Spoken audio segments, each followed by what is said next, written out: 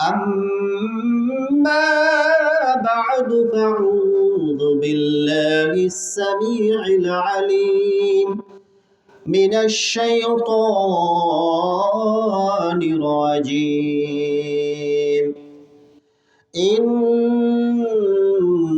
الذين يتلون كتاب الله وأقاموا الصلاة ومما رزقناهم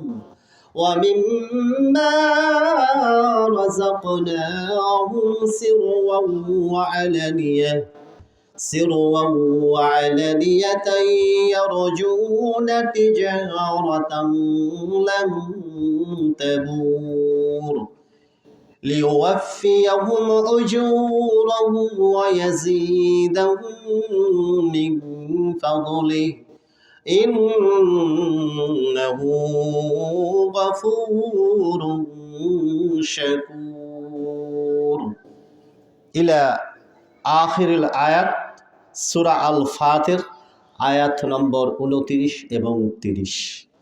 আমি ভূমিকায় যাব না, খুব সংক্ষিপ্ত সময়ের মধ্যে, নির্ধারিত সময়ের মধ্যে আমরা আমার যে নির্দিষ্ট টপিক, সেই টপিকের আলোকে আমি আপনাদের মাঝে বক্তব্য উপস্থাপন করতে যাচ্ছি সূরা আল ফাতিরের এই 29 এবং 30 নম্বর আয়াতের আলোকে।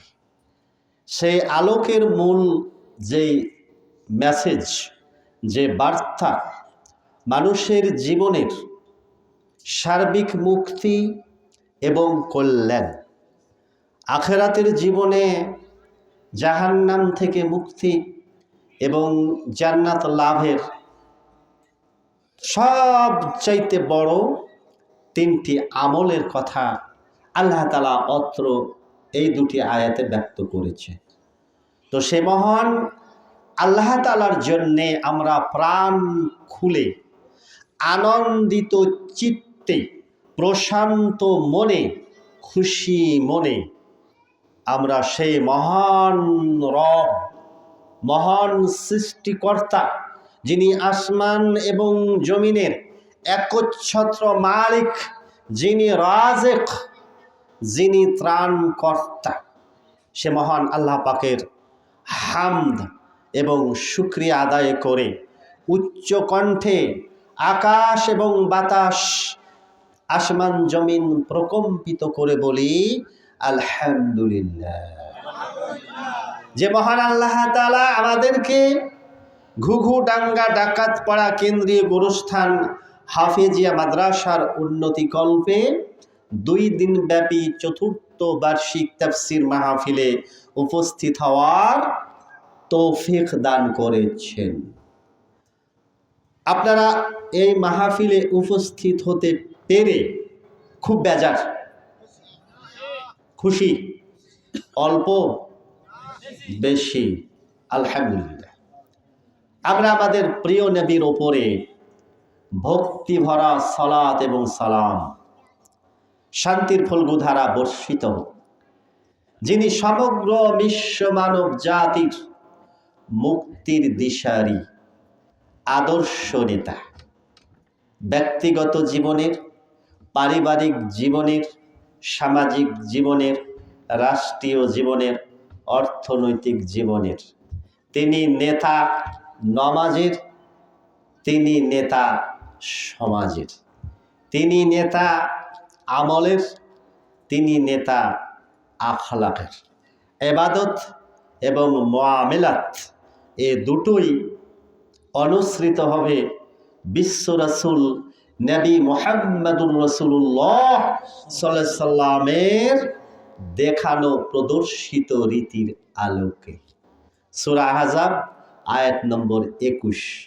লাকাদ কানা লাকুম ফি রাসূলিল্লাহি উসওয়াতুন হাসানা। অবশ্যই অবশ্যই মুহাম্মদ, যিনি, যাকে তোমাদের জন্য মেসেঞ্জার, দূত, নবী এবং রাসূল হিসাবে পাঠানো হয়েছে, একমাত্র তার অনুসরণের মাধ্যমেই, তার প্রত্যেকটা নির্দেশনা মেনে চলার মাধ্যমেই তোমাদের জন্য তার মধ্যেই, তার নীতি অনুসরণ মধ্যেই রয়েছে সর্বোত্তম আদর্শ, উত্তম আদর্শ। সম্মানিত হাজিরিন, আপনারা রাত্রি 2টা পর্যন্ত থাকবেন তো? তা আপনারা 2টা পর্যন্ত থাকেন, আমি রাত্রি 12টা বেজে গেলে কিন্তু চলে যাব। আচ্ছা, একটু আগে বললাম যে প্রত্যেকটা আমল, প্রত্যেকটা কর্ম কার নীতিতে হবে? কার নীতিতে? রাসূলের নীতিতে। আল্লাহ বিধান দিয়েছেন, আর সেই বিধানের প্র্যাকটিক্যাল, বাস্তব প্রয়োগকারী হচ্ছেন বিশ্বনবী। ওই জন্য সূরা আন-নাজম 3 নম্বর এবং 4 নম্বর আয়াতে বলছেন, মা ইয়ানতিকু আনিল হাওয়া ইন হুয়া ইল্লা ওয়াহয়ু ইউহা, যে মুহাম্মদ সাল্লাল্লাহু আলাইহি ওয়াসাল্লামকে এই জন্য মানবে, তার প্রতিটি কথা এই জন্য অনুসরণ করবে যে তিনি বানায়ে মন গড়া কোনো কথা বলেন না। তিনি যেটা বলেন, আল্লাহ বলছেন সম্পূর্ণ আমার নির্দেশে বলেন। আল্লাহর নবী একটি বাক্য, একটা শব্দ, দাড়ি, কমা, ড্যাশ, বিন্দু, বিসর্গ, সেমিকোলন বানিয়ে বলার এখতিয়ার রাখেননি। তাহলে আল্লাহর নবী যেটা আদেশ করেছেন, যেটা আমাদের করতে বলেছেন, যেটা নিষেধ করেছেন, এ সমস্ত বিষয়গুলো কার কাছ থেকে এসেছে? আল্লাহর কাছ থেকে এসেছে। আর এর জন্য আল্লাহ তাআলা সূরা হাশর 7 নম্বর আয়াতে বলছেন, মা আতাকুমুর রাসূল ফাখুযুহু ওয়া মা নাহাকুম আনহু ফান্তাহু। মুহাম্মদ সাল্লাল্লাহু তিনি তোমাদেরকে যে ব্যাপারে আদেশ করেন সেটা তোমরা মেনে নাও, যা থেকে তিনি তোমাদেরকে নিষেধ করেন, যেটা বর্জন করতে বলেন, সেটা থেকে দূরে থাকো। কথা বুঝছেন? তা আপনারা মাহফিলের নাম কি রেখেছেন? তাফসিরুল কোরআন মাহফিল, তাই না? তাহলে এখানে তা আলোচনা হবে কোরআন, এবং কোরআনের ব্যাখ্যা হলো সহিহ হাদিস, তাই না? তাহলে ইসলাম কোরআন এবং হাদিসের মধ্যে, এ দুটোর মধ্যেই তো সীমাবদ্ধ না, এর বাইরে দিন আছে, এর বাইরে ইসলাম আছে। আচ্ছা, আপনারা ম্যাক্সিমাম কেউ কিন্তু মাইন্ড করবেন না, আপনাদেরকে একটু অপারেশন করব, রাজি হবেন, খুশি হবেন না বেজার হবেন? অপারেশন কেন করা লাগে? রোগীকে সুস্থ করার জন্য, তাই না? না রোগীকে মেরে ফেলার জন্য? সুস্থ করার জন্যে, তাই না? তাহলে আলহামদুলিল্লাহ যে আপনারা আপনাদের অপারেশন করতে রাজি হচ্ছেন। অপারেশনটা কি? ম্যাক্সিমাম বক্তা বলে যে এই মাহফিলটা হচ্ছে জান্নাতের বাগান। কথা বলে না? বলে না? হ্যাঁ, কথা এই দিক দিয়ে ঠিক আছে। জান্নাতের বাগান তখনই হবে যদি ওই মাহফিলে কোরআন টু কোরআন, কোরআন টু হাদিস, হাদিস টু কোরআন, হাদিস টু হাদিস দিয়ে আলোচনা হয়, তাহলে জান্নাতের বাগান হবে। নইলে যে সমস্ত বক্তা তাফসিরের নাম দিয়ে, গান দিয়ে, গজল দিয়ে, হাসায়ে, কাদায়ে, নাচায়ে, বিনোদন দিয়ে, চিৎকার করে, সময় ক্ষেপণ করে, বানাট কেচ্ছা কাহিনী দিয়ে, ওটা কি জান্নাতের বাগান হতে পারে? উত্তর আপনারা দিবেন। হতে পারে? হতে পারে না। ইনশাল্লাহ আমি আপনাদের কাছ থেকে আন্তরিক দোয়া কামনা করছি, আল্লাহ আমাকে যেটুকু সময় আপনাদের মাঝে বক্তব্য রাখার তৌফিক এনায়েত করবেন, আমার প্রত্যেকটা কথা যেন আল্লাহর কোরআন থেকে এবং রাসূল আকরাম সাল্লাল্লাহু আলাইহি ওয়াসাল্লামের বিশুদ্ধ সুন্নাহ থেকে হয়। আপনারা বলেন আমিন। এবারে ওয়াজ শোনার, তাফসির মাহফিল শোনার কিছু সুন্নাতি পদ্ধতি আছে। রাসূলের আমলটাই হচ্ছে সুন্নাত। রাসূলের কথা, রাসূলের কাজ, রাসূলের অনুমোদন, এগুলো হলো সব সুন্নার মধ্যে। তো এই যে আপনারা অবস্থান করছেন, জায়গা যেগুলো ফাঁকা আছে, এই ফাঁকা আসনটা কিন্তু ফাঁকা থাকে না। এই ফাঁকা আসনটা দখল করে কে? মিস্টার ইবলিস।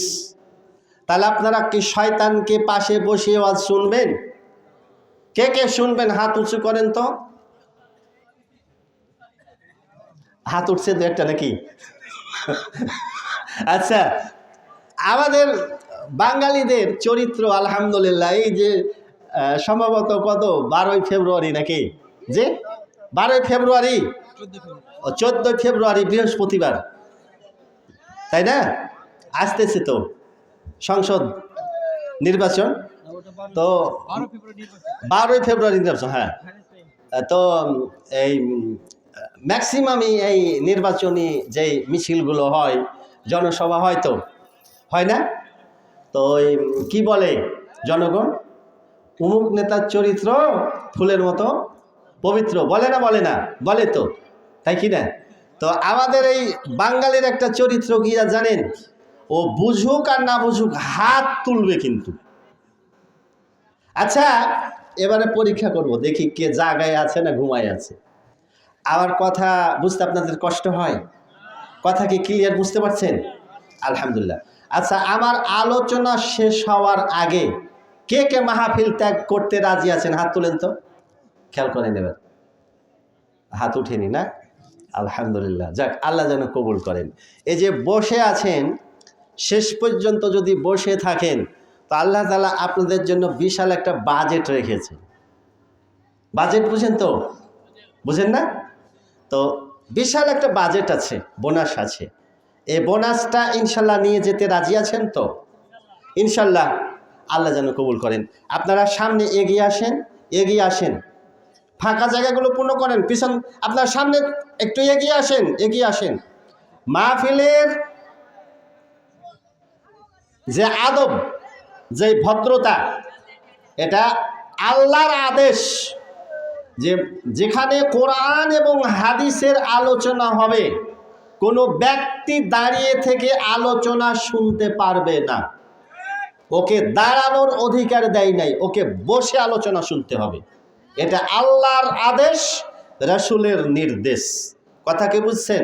আর যখন আলোচনা শেষ হয়ে যাবে তখন আল্লাহ পাকের পক্ষ থেকে আমাদের নবী জানিয়ে দিয়েছে, কুম, দাঁড়াও। তখন দাঁড়িয়ে আপনি বাসায় চলে যাবেন, নিজের অবস্থান। বুঝতে পারছেন? তাহলে আলোচনা শুনবেন দাঁড়ায় নাকি?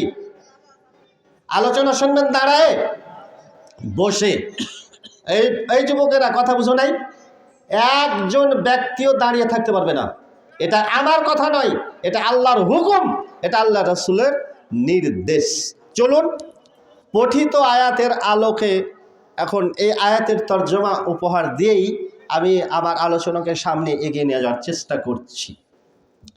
আমাদের জন্যে মহান আল্লাহ তাআলা খুব বড় দুটি নিয়ামত দান করেছেন। সে বড় দুটি নিয়ামত হচ্ছে, 1 নম্বর পবিত্র কোরআনুল কারীম, 2 নম্বর বিশ্ব রাসূল মুহাম্মাদুর রাসূলুল্লাহ সাল্লাল্লাহু আলাইহি সাল্লাম। কথা বুঝছেন?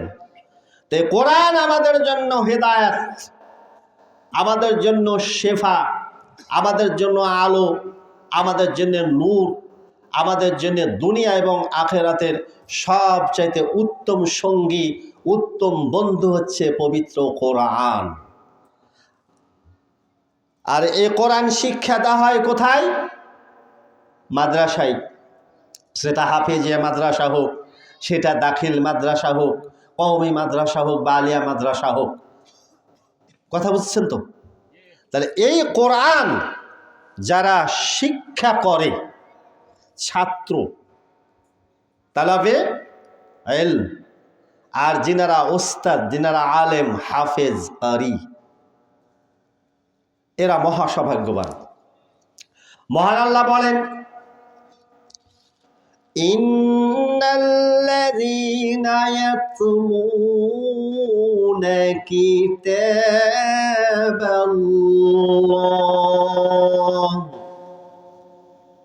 অবশ্যই অবশ্যই নিশ্চয়ই যারা আল্লাহ তাআলার কিতাব তথা পবিত্র কোরআনে কারিমা তেলাওয়াত করে, তেলাওয়াত করে মানে রিসাইট করে, আবৃত্তি করে, পড়ে।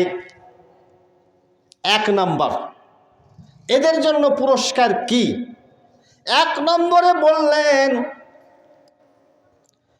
ইন্নাল্লাযীনা ইয়াতলুনা কিতাবাল্লাহ, যারা আল্লাহর কিতাব পবিত্র কোরআনে কারিমা তেলাওয়াত করে, কোরআনে কারিমা নিজে পড়ে, অপরকে পড়ায়, কোরআনের কারখানা তৈরি করে, ফ্যাক্টরি তৈরি করে, কারিগর তৈরি করে, কোরআন দ্বারা মানুষ গড়ে, কোরআনের আলোকে নিজের ব্যক্তি জীবন গড়ে, পরিবার জীবন গড়ে, সমাজ জীবন গড়ে, রাষ্ট্রীয় জীবন গড়ে। কোরআনের আলোয় নিজে আলোকিত হয়, অপরকে আলোকিত করে। কোরআনের চর্চা, কোরআনের প্র্যাকটিস, এই কোরআন বুঝার জন্যে, কোরআন শোনার জন্যে যারা পরিশ্রম করে, যারা মেহনত করে। 2 নম্বরে আল্লাহ বলছেন ওয়া আকামুস সালাত, যারা 5 ওয়াক্ত সালাত, 5 ওয়াক্ত নামাজের হেফাজত করে। আল্লাহর নির্দেশ, এটা মুসলিমের জন্য প্রথম ফরজ। নর নারী পুরুষ সুস্থ অসুস্থ সকলের জন্য নামাজ ফরজ। 10 বছরে নামাজ ফরজ। 10 বছর পেরিয়ে গেলে কেউ যদি নামাজ না পড়ে, যেই সন্তান নামাজ পড়ে না, বাবা মাকে কঠোরভাবে আদেশ করা হয়েছে যেন পিটিয়ে হলেও নামাজ পড়িয়ে নেই। এটা আল্লাহর হক, এ হক আপনাকে দেওয়া লাগবে। এটা প্রাত্যহিক ফরজ। এটা যে ব্যক্তি নামাজ পড়ে সে মুসলিম, যে নামাজ পড়ে না সে মুসলমান নয়।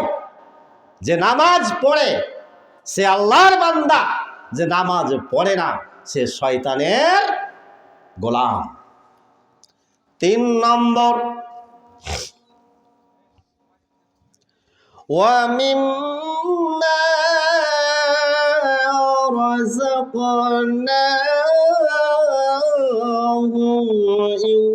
يُنْفِقُونَ।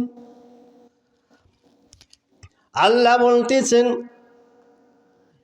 আমি তাদেরকে যে রুজি দিয়েছি, তাদেরকে যতটুকু সম্পদ দিয়েছি, জমি জমা ক্ষেত খামারের মালিক করেছি, অর্থ সম্পদ টাকা পয়সার মালিক করেছি। যার যতটুকু সম্পদ আছে, যার বেশি আছে, যাকে আল্লাহ তাআলা অধিক মাত্রায় ধনাঢ্যশালী করেছেন, সে তার সামর্থ্য অনুযায়ী দান করবে। যার অল্প আছে সেও তার সামর্থ্য অনুযায়ী দান করবে। এটা হলো নফল দান। আর জাকাত ওসর এটা তো ফরজ, ওটা অব্লিগেশন, আন্ডার কম্পালশন, ওটা দিতে বাধ্য। কিন্তু নফল দান সকলের জন্য উন্মুক্ত। যার কম আছে সে কম দেবে, যার 10 টাকা দানের সামর্থ্য আছে সে 10 টাকা দেবে, যার 10 কোটি টাকা দানের সামর্থ্য আছে সে 10 কোটি টাকাই দেবে। কিভাবে দেবে, কেমনে দেবে, কি উপায়ে দেবে, কখন দেবে, আল্লাহ বলছেন সিররাও ওয়া আলানিয়া, গোপনে দেবে প্রকাশ্যে দেবে, গোপনে দেবে প্রকাশ্যে দেবে। ইয়ারজুনা তিজারাতান লান তাবুর। আল্লাহ বলছেন, এবারে চলেন 3টা বিষয়টাকে এখন অ্যাড করি। আমি শব্দে শব্দে বুঝালাম যে প্রত্যেকটা শব্দের মর্মার্থ যাতে আপনাদের মনোজগতে কর্ণকুহরে প্রবেশ করে, এই কথাগুলো যেন আপনাদের হৃদয়ের গভীরে প্রথিত হয়ে যায়, এবং এটা যদি আপনি এর উপরে আমল করে মৃত্যু পর্যন্ত টিকে থাকতে পারেন, এ কথাটাই আল্লাহ বলছেন। কি পাবেন আপনি? আপনার জন্য কি পুরস্কার? আল্লাহ বলছেন, 1 নম্বর যারা কোরআন মাজিদ তেলাওয়াত করে, 2 যারা 5 ওয়াক্ত সালাত আদায় করে, 5 ওয়াক্ত নামাজ কমপ্লিটলি হক আদায় করে খুশ এবং খুজু সহকারে আল্লাহর ভয়ে বিনীত হয়ে আল্লাহর সামনে যারা দাঁড়ায় দৈনিক 5 বার। 3 যারা গোপনে এবং প্রকাশ্যে দান করে। এই 3টি আমলকে আল্লাহ তাআলা সবচাইতে বড় সফল ব্যবসার সাথে, লাভজনক ব্যবসার সাথে তুলনা করেছেন।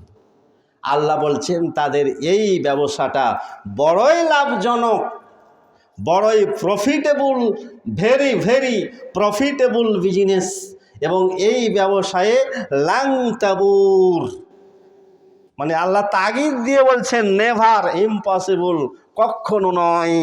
এই ব্যবসায় তাদের কোনো ক্ষতি নাই, তাদের কোনো লস নাই।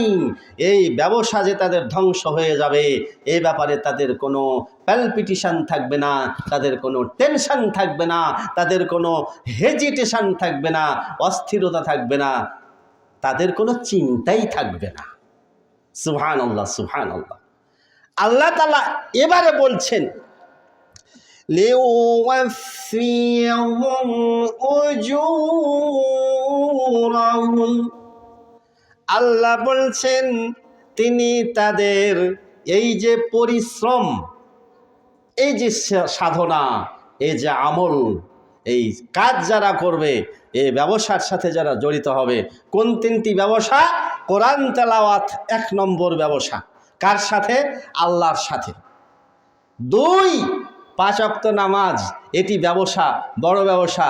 কার সাথে? আল্লাহর সাথে। 3 গোপন এবং প্রকাশ্যে দান করা, এটি একটি ব্যবসা। কার সাথে? আল্লাহর সাথে। তাহলে আল্লাহর সাথে যে বান্দা ব্যবসা করে, কথা বুঝছেন তো? আল্লাহর সাথে যে বান্দা ব্যবসা করে সেই বান্দাকে আল্লাহ তাআলা কখনো ঠগাবেন? বরঞ্চ জিতায়া দিবেন। আল্লাহ বলছেন যে আমি তাদের পুরস্কার পরিপূর্ণ মাত্রায় দান করব। এর বাইরে আল্লাহ বলছেন ওয়ায়াজিদুহুম মিন ফাদলি, আল্লাহ তাআলা বলছেন তিনি নিজ অনুগ্রহে, তার মানে মহান আল্লাহ তাআলা নিজ অনুগ্রহে, নিজ দয়ায় তাদের এই ব্যবসায় আরও বহু বহু গুণে বরকত বাড়ায় দিবেন। পুরস্কারটাকে অধিক মাত্রায় দান করবেন। ইসমে মুবালাগা লুকায়িত রয়েছে, অধিক মাত্রায় দান করবেন। ইন্নাহু গফুরুন শাকুর, আল্লাহ বলছেন তিনি বড়ই ক্ষমাশীল এবং বান্দার প্রতি বড়ই কৃতজ্ঞ। কেমন কৃতজ্ঞ? মান জাআ বিল হাসানাতি ফালাহু আশরু আমসালিহা,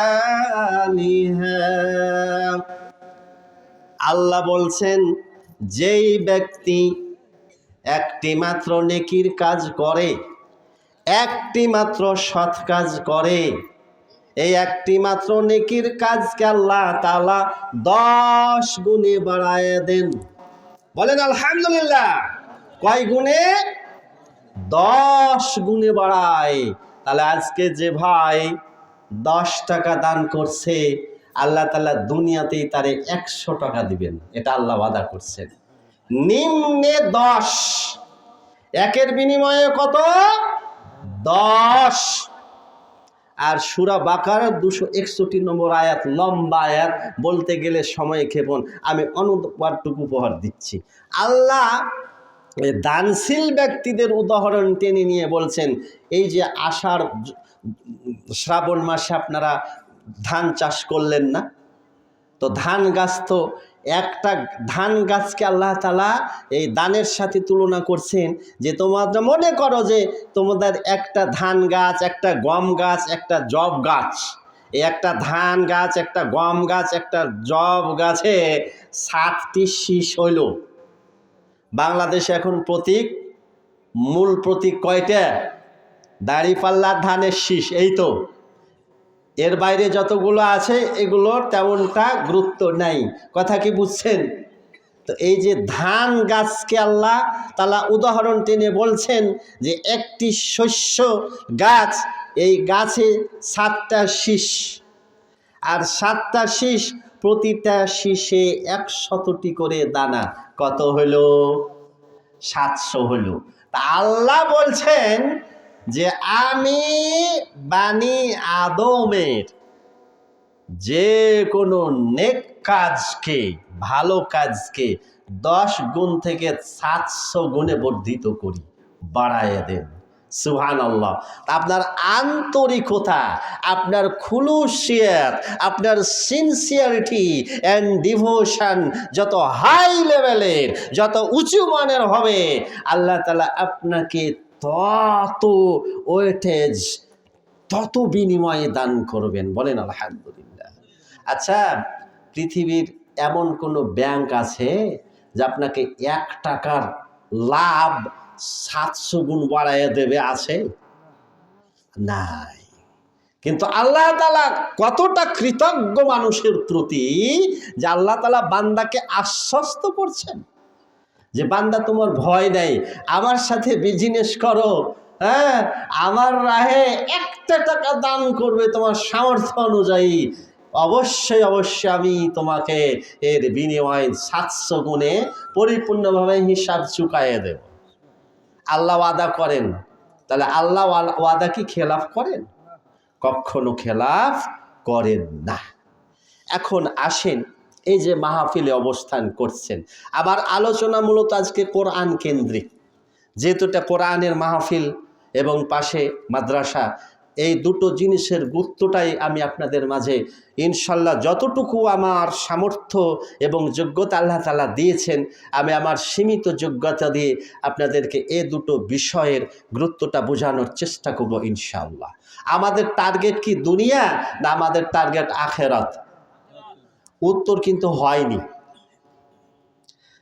আল্লাহ তাআলা আমাদেরকে একটা দোয়া শিখিয়ে দিলেন। কি দোয়া?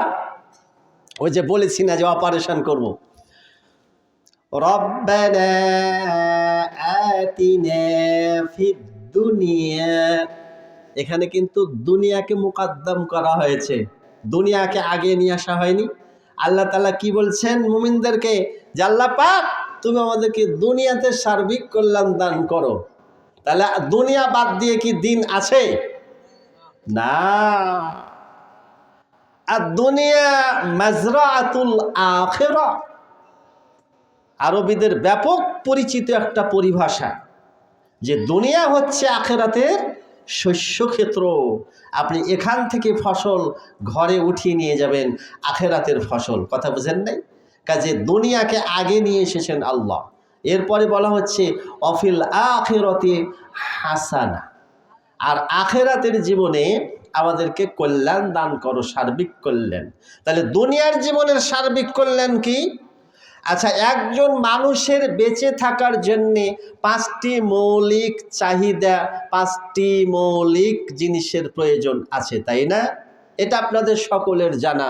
আলহামদুলিল্লাহ এখন মানুষ প্রায় লোক শিক্ষিত। তাহলে একজন মানুষের কয়টা বেসিক নিডস, মৌলিক চাহিদা কয়টা? 5টা। কি? অন্ন, বস্ত্র মানে খাদ্য, পোশাক, বাসস্থান, শিক্ষা, চিকিৎসা। এ 5টার বাইরে দুনিয়াতে আর কোনো চাওয়া পাওয়া আছে মানুষের? এ 5টাই তো। এর বাইরে আর কোনো প্রয়োজন আছে কি? প্রয়োজন নাই। এই যে আপনারা সকালে বের হয়ে যান উপার্জনের জন্যে, কি কারণে? খেতে হবে। খাদ্য গ্রহণ ছাড়া বাঁচে না মানুষ। নবী রাসূলদেরকেও খাবারের প্রয়োজন হয়েছে। খাবার এমন একটা জিনিস, টাকা পয়সা ছাড়া দুনিয়া অচল, কাজে প্রয়োজন আছে তো, তাই না? বসবাসের জন্য একটা ঘর লাগে, বাসস্থান লাগে, অসুস্থ হলে চিকিৎসা লাগে, তাই না? এগুলো মানুষের মৌলিক অধিকার। শিক্ষা ছাড়া জাতি মেরুদণ্ডহীন, তাই না? পঙ্গু, শিক্ষার প্রয়োজন। তো এই যে দুনিয়া, তা আল্লাহ তাআলা আসলে আমাদের দুনিয়াও দিয়েছেন, আখেরাতও দান করেছেন, দুটোই। আর কাফেরদের জন্য কি শুধু দুনিয়া, আখেরাত শূন্য। কিন্তু মুমিনের আসল টার্গেট দুনিয়া থেকে আমাকে আখেরাতে জান্নাতে পৌঁছতে হবে। জান্নাতটা হলো মূল টার্গেট, তাই না? তো এই যে এখানে বসে আছেন মহান আল্লাহ তাআলা, এই মাজলিসটা এত বরকতপূর্ণ, যেখানে যখন কোরআন থেকে আলোচনা হয়, আল্লাহ রাসূল সাল্লাল্লাহু আলাইহি ওয়াসাল্লাম আমাদেরকে জানিয়ে দিয়েছেন যে একদল ফেরেশতা আছে, একদল ফেরেশতা, তাদের শুধু এটা মাত্র একটা মাত্র ডিউটি, একটি মাত্র কর্তব্য। সে ডিউটিটা কি, দায়িত্বটা কি? আল্লাহ এই দায়িত্ব দিয়ে রেখেছেন যে সারা বিশ্বের আনাচে কানাচে প্রত্যন্ত প্রান্তরে যেখানেই কোরআনের আলোচনা, আমার নবীর আলোচনা হবে, তোমরা ওই স্থানগুলো অনুসন্ধান করবে, ঘুরে ঘুরে দেখবে। চলুন হাদিসের ভাষা, একাধিক হাদিসে আসছে, সহিহ মুসলিম, আবু দাউদ, মুসনাদ আহমদ, ইবনে মাজা, তিরমিজি, দারেমি, সহিহ ইবনে হিব্বান, সুনান কুবরা। আবু হুরায়রা রাদিয়াল্লাহু আনহু হাদিসটি বর্ণনা করছেন। তিনি বলেন, ক্বালা রাসূলুল্লাহ সাল্লাল্লাহু আলাইহি ওয়াসাল্লাম মাজতামাআ কওমিন ফি বাইতিন মিন বুয়ুতিল্লাহি ইয়াতলুনা কিতাবাল্লাহ। যে ফেরেশতারা ওইখানে জমায়েত হয়, সমবেত হয় কোন জায়গায়? যেই স্থানে, যেই ঘরে মহান আল্লাহ তাআলার কিতাব থেকে তেলাওয়াত করা হয়। তাহলে তেলাওয়াত হচ্ছে না? তেলাওয়াত হচ্ছে। ওয়ায়াতাদারাসুনাহু বাইনাহুম, এবং এটার দার্স, তাফসীরটা তো দার্স, তাই না? দার্স মানে আলোচনা, তালিম, মানুষকে প্রশিক্ষিত করা, মোটিভেশন দেয়া, মানুষকে কোরআন এবং হাদিসের আলোয় আলোকিত করার জন্য উদ্দীপ্ত করা, এটাকে বলা হয় দার্স। ইয়াতাদারাসুনাহু বাইনাহুম, পরস্পর পরস্পরের মধ্যে আলোচনা হয় কোরআন এবং হাদিসের। আল্লাহ নবী বলেন, ইল্লা নাযালাত আলাইহিমুস সাকিনাতু ওয়া গাশিয়াতুহুমুর রাহমাহ। ওই জায়গায়, ওই মাহফিলে মহান আল্লাহ তাআলার পক্ষ থেকে সাকিনা, প্রশান্তি নাজিল হয়। আল্লাহ পাকের পক্ষ থেকে রহমত নাজিল হয়। দুটো শব্দ, একটা সাকিনা আর একটা হলো রহমত, প্রশান্তি এবং আল্লাহর রহমত।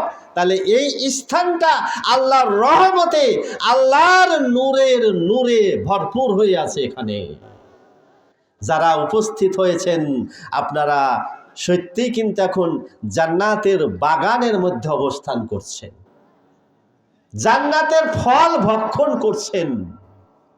কত বরকতপূর্ণ এই মজলিস, কপাল পোড়া এই জাতি। শেষ নিঃশ্বাস বন্ধ হয়ে গেলেই তোমাকে এর মূল্য পরিপূর্ণভাবে এর হিসাব চুকিয়ে দিতে হবে। তুমি চায়ের স্টলে বসে শয়তানি আড্ডাখানায় তুমি আড্ডা দিয়ে সবই নষ্ট করতেছ। কতদিন তোমার এই অবসর, কতদিন তোমার এই ছাড়? একদিন আল্লাহর কাছে তোমাকে পাকড়াও হতেই হবে। এরপরে আল্লাহর নবী বলেন, ওয়াহাফাতহুমুল মালাইকা। ওই যে বলছিলাম, মহান আল্লাহ এই দায়িত্ব দিয়ে রেখেছেন। এবারে ফেরেশতারা আল্লাহ পাকের পক্ষ থেকে তাদের এই নির্ধারিত দায়িত্ব পালন করার জন্যে পৃথিবী ভ্রমণ করতেই আছে। খুঁজতে খুঁজতে চলে আসলো বাংলাদেশের সর্বপশ্চিম প্রান্তের জেলা, ভারতীয় বর্ডার সীমান্তবর্তী এলাকা, চাঁপাইনবাবগঞ্জের প্রসিদ্ধ একটি থানা, শিবগঞ্জ থানার অধীনে হাসানপুর ইউনিয়ন, ঘুঘুডাঙ্গা ডাকাতপাড়া নামক গ্রাম। এই হাফেজিয়া কেন্দ্রীয় গুরুস্থান হাফেজিয়া মাদ্রাসার উন্নতি কল্পে এবারে বার্ষিক তাফসীর মাহফিল, বার্ষিক ইসলামী জালসা, বার্ষিক ওয়াজ মাহফিলের আয়োজন করা হয়েছে। ফেরেশতারা খোঁজ পেয়ে গেল, ফেরেশতারা চলে আসলো, একে অপরকে ডাক দিয়ে এক জায়গায় সমবেত হয়ে ফেরেশতারা তাদের ডানাগুলো বিছিয়ে দিল কাদের ওপরে? দর্শক এবং শ্রোতা সমস্ত মানুষের ওপরে, যারা এই মাহফিলে অংশগ্রহণ করেছে, উপস্থিত হয়েছে। তাহলে ফেরেশতারা আল্লাহর রহমতের ডানা বিস্তার করে রেখেছেন আপনাদের মাথার উপরে। বলেন আলহামদুলিল্লাহ।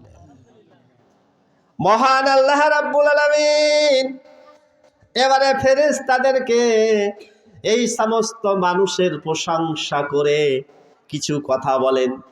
আল্লাহ সবই জানেন, সবই বুঝেন, তারপরও জিজ্ঞেস করেন আমার বান্দারা ওখানে কেন বসে আছে? আমার ভয়ে, আপনার ভয়ে। তো আমাকে কি তারা দেখেছে? ফেরেশতারা বলে না, দেখেনি। আল্লাহ বলেন যদি দেখতো, ফেরেশতারা উত্তরে বলে তারা আপনাকে আরো বেশি বেশি করে স্মরণ করত, ভক্তি করত, আপনার প্রশংসায় তারা কেঁদে কেঁদে বুক ভাসাত। এবারে আল্লাহ বলেন যে আমার বান্দারা আমাকে না দেখে যখন এত ভক্তি, এত ভালোবাসা আমার প্রতি ঈমান এনেছে, তাদের ঈমান এত মজবুত, আমি আসমান জমিন সহ সমস্ত সৃষ্টি তোমাদেরকে সাক্ষী রেখে বলছি, ওই মজলিসে যারাই উপস্থিত হয়েছে আমি তাদের সকলকেই ক্ষমা করে দিলাম। বলে আলহামদুলিল্লাহ। তাহলে আপনারা বাড়ি ফিরে যাবেন আল্লাহ পাকের ক্ষমা নিয়ে, পাপ মুক্ত হয়ে নিষ্পাপ অবস্থায় বাসায় ফিরে যাবেন। আল্লাহ পাকের এত বড় রহমত, এত বড় দয়া, এত বড় নিয়ামতের অধিকারী তারাই হবে, তারাই সৌভাগ্যবান হবে যারা এই মজলিসের শেষ পর্যন্ত বসে থেকে একেবারে বৈঠকি দোয়া নিয়ে যারা বাসায় ফিরে যাবে। রাজি আছেন তো? ইনশাল্লাহ কষ্ট দিব না আপনাদেরকে। মহান আল্লাহ রাব্বুল আলামিন তিনি পবিত্র কোরআনের একটি সিফাত, একটি বৈশিষ্ট্য, একটি পরিচয় তুলে ধরেছেন সূরা ইউনূসের ৯৭ নম্বর আয়াতে। আল্লাহ বলছেন ইয়া আইয়ুহান নাসু ক্বাদ জাআকুম, তোমাদের কাছে আমি যে কোরআনটাকে পাঠিয়েছি, এই যে তোমাদের কাছে এসেছে, এই যে আমার পক্ষ থেকে তোমাদের জন্য এটা হেদায়েত এবং আমার জন্য নূর, আর তোমাদের জন্য এটা আমার পক্ষ থেকে রহমত, আমার পক্ষ থেকে তোমাদের জন্য শিফা, সমস্ত রোগের চিকিৎসা রয়েছে পবিত্র কোরআনে কারীমায়। পবিত্র কোরআনে কারিমা মানুষের যেমন দৈহিক চিকিৎসার সবচেয়ে বড় ঔষধ, মানুষের আত্মিক রোগের, দৈহিক রোগের যেমন সবচেয়ে বড় চিকিৎসা, বড় ঔষধ, মানুষের আত্মিক রোগের, আত্মার রোগ হয়, মানুষের যে কল্প দূষিত হয়ে যায়, এই আত্মিক রোগের সবচেয়ে বড় ঔষধ, সবচেয়ে বড় শেফা হচ্ছে পবিত্র কোরআনে কারিমা। পবিত্র কোরআনে কারিমা যারা তেলাওয়াত করে, যারা নিয়মিত পড়ে, আর কোরআন অনুযায়ী যারা আমল করার চেষ্টা করে, আল্লাহ পাক তাদেরকে নিজের লোক হিসাবে, খাস লোক হিসাবে তিনি তুলে ধরেছেন। আল্লাহ নবী বলেন ইন্না লিল্লাহি আহলিনা মিনান নাস, নিশ্চয় মানুষের মধ্যে আল্লাহ পাকের নিজস্ব খাস লোক রয়েছে। আল্লাহ বলেন এরা আমার লোক। আচ্ছা, এখন বর্তমান আমাদের বাংলাদেশের রাষ্ট্রপ্রধানকে ডক্টর ইউনূস। তো ডক্টর ইউনূস সাহেব যদি কাউকে বলে যে এই খবরদার, সাবধান, এ ব্যক্তি কিন্তু আমার লোক, আমার নিজস্ব লোক, আমার খাস লোক, এ কথা যদি ডক্টর ইউনূস সাহেব বলে, তাহলে জনগণ তাকে কতটা শ্রদ্ধা করবে ভাবতে পারছেন? সুবহানাল্লাহ। আরে খবরদার, খবরদার, এর মান সম্মানের কোনো ত্রুটি করো না, এ কিন্তু ডক্টর ইউনূস সাহেবের ডান হাত, এ কিন্তু খাস লোক, ওনার খুব নিকটের, খুব কাছের। তা আল্লাহ পাক যাদেরকে বলেন যে এরা আমার খাস লোক, এরা আমার লোক, তাহলে তাদের মান সম্মান মর্যাদা কত উচ্চে, কথা কি বুঝছেন? তখন কালু সাহাবায়ে কেরাম বলছেন, আমরা বললাম ইয়া রাসূলুল্লাহ সাল্লাল্লাহু আলাইহি সাল্লাম, হে আল্লাহর নবী, মানহু, এই খাস লোকগুলো কারা? তখন আল্লাহ রসুল বলছেন কাল হুম আহলুল কোরআন, যারা কোরআনের পরিবার। কোরআনের পরিবার মানে যেই পরিবারের সকল সদস্য সকলে মিলে কোরআনকে তেলাওয়াত করে, কোরআন চর্চা করে, কোরআন পড়ে।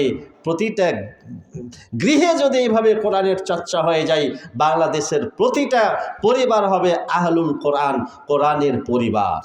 এরপরে আল্লাহ নবী বললেন, আহলুল্লাহি ওয়া খাসাতুহু, এরা তো আল্লাহর লোক, একেবারে আল্লাহর খাস লোক, আল্লাহর নিজস্ব লোক, আল্লাহর অত্যন্ত কাছের এবং খুব প্রিয় পাত্র। আল্লাহ নবী বলছেন, কানজুল উমান 2306 নম্বর হাদিস, জাবের রাদিয়াল্লাহু আনহু বলছেন, আমাদেরকে উদ্দেশ্য করে আল্লাহ নবী বলছেন, হে আমার উম্মতেরা শোনো, সাবধান, সতর্ক, আল কোরআনু শাফিউম মুশাফফাউন, নিশ্চয়ই এই কোরআন কিয়ামতের দিন তার পাঠকের ব্যাপারে মহান আল্লাহ পাকের দরবারে সুপারিশ করবে, শাফাআত করবে। ওয়া মাহিলুম মুসাদ্দিকুন, ওয়া মাহিলুম মুসাদ্দিকুন, আর এই কোরআন যার ব্যাপারে, যে লোকের ব্যাপারে আল্লাহর দরবারে সুপারিশ করবে, কি জন্য সুপারিশ করবে? হতে পারে কোনো তার আমলের ত্রুটির জন্যে কোনো পাপ তার ছিল, তওবা করার সুযোগ হয়নি, আল্লাহ পাকের পক্ষ থেকে ফায়সালা হয়ে গেছে একে জাহান্নামে যাওয়া লাগবে। কিছুদিন জেল খাটার পরে, জাহান্নামের শাস্তি ভোগ করার পরে, পাপ সম পরিমাণ যখন জেল খাটা হয়ে গেল, জাহান্নামের শাস্তি ভোগ করা হয়ে গেল, পরবর্তীতে আল্লাহ তাকে নিজ অনুগ্রহে জাহান্নাম থেকে মুক্তি দিয়ে জান্নাতে প্রবেশ করাবেন। এই সমস্ত লোকের জন্য মহান আল্লাহ রাব্বুল আলামিনের দরবারে কোরআন দাঁড়িয়ে যাবে। কোরআন বলবে, হে আল্লাহ রাব্বুল আলামিন, এই ব্যক্তি আমাকে তেলাওয়াত করেছে, আমাকে চর্চা করেছে, দিন রাত যখনই সময় পেয়েছে আমাকে নিয়ে গবেষণা করেছে, রাব্বুল আলামিন তুমি তোমার এই বান্দাকে ক্ষমা করে দাও, রাব্বুল আলামিন তুমি তোমার এই বান্দাকে জাহান্নাম থেকে মুক্তি দিয়ে আমি তোমার দরবারে এই ব্যক্তির জন্য সুপারিশ করতেছি, আল্লাহ পাক তুমি তাকে জান্নাতবাসী করো। আল্লাহ রাসূল বলছেন, কোরআন যখন কোনো ব্যক্তির জন্য আল্লাহর দরবারে সুপারিশ করবে, আল্লাহ রাসূল বললেন আল্লাহ পাক এই কোরআনের সুপারিশ গ্রহণ করে নেবেন, এই কোরআনের সুপারিশ গ্রহণ হয়ে যাবে, আল্লাহর দরবারে কবুল হয়ে যাবে। যার ফলশ্রুতিতে কোরআন যখন কোনো লোকের ব্যাপারে জাহান্নাম থেকে মুক্তির জন্য আল্লাহর কাছে সুপারিশ করবে, এই ব্যক্তি কিন্তু জাহান্নাম থেকে মুক্তি পেয়ে জান্নাতে যাওয়ার মতো মহা সৌভাগ্য অর্জন করবে। বলেন আলহামদুলিল্লাহ।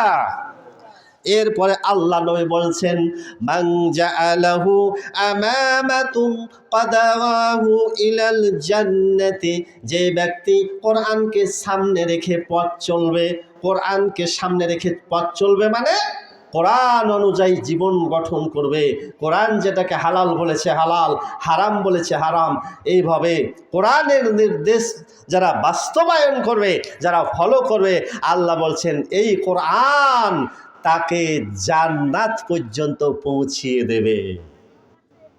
এরপরের বাক্য আল্লাহ নবী বলছেন, ওয়ামান জাআলাহু খালফা যাহরিহি, যে ব্যক্তি কোরআন থেকে মুখ ফিরিয়ে নেবে, কোরআন পড়বে না, কোরআন বুঝবে না, কোরআন শিখবে না, কোরআন শিখাবে না, কোরআন পড়বে না, কোরআন পড়াবে না, কোরআনের আলোকে জীবন গঠন করবে না, এই কোরআন থেকে সাকাহু ইলান নার, জাহান্নামে পৌঁছিয়েই ছাড়বে।